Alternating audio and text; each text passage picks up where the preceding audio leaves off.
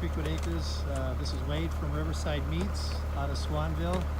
He has been doing our cattle and pigs for the last several years. Welcome to Farm, Floor, and Fix. The first part of that video was, let's just say, trimmed. My wife didn't feel it appropriate to show animals laying on the ground. What we have done today, we spent our morning on the farm. As I mentioned, Wade from Riverside Meats had come, and he shoots the cattle right on site. We had 2 steers that we decided were big enough to process.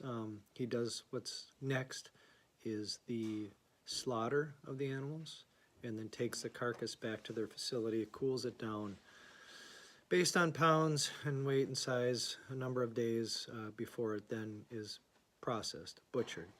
So we just have found this to be the most humane approach. The stress for me, not to mention the animals, of loading cattle up, shipping them across town to wherever or whatever facility you decide to take to.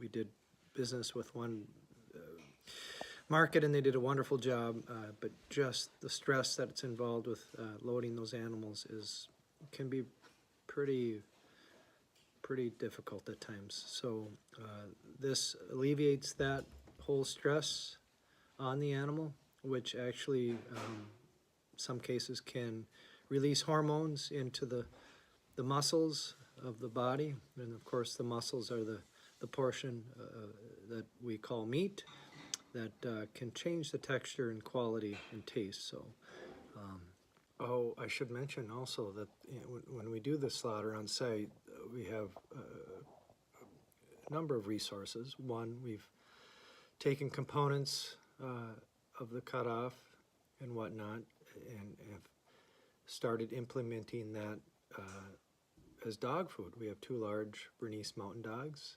You can check out my wife's Instagram site, Creekwood Bernese. She does, I think, daily postings, so kind of fun. And also the rest of the offal is put into the compost pile to be turned back into soil. So great use of resources, nothing gets wasted. Tough to watch, tough to do. I don't take it for granted, but the symbiotic relationship of me caring for them in a holistic manner with the methods we use, and you'll learn more of that as we proceed with some of these videos, is a trade-off and a wonderful relationship. I provide shelter and food and a wonderful environment for them to roam, live, and graze, all grass-fed, and in turn they feed us. So that's the circle of life, and God bless.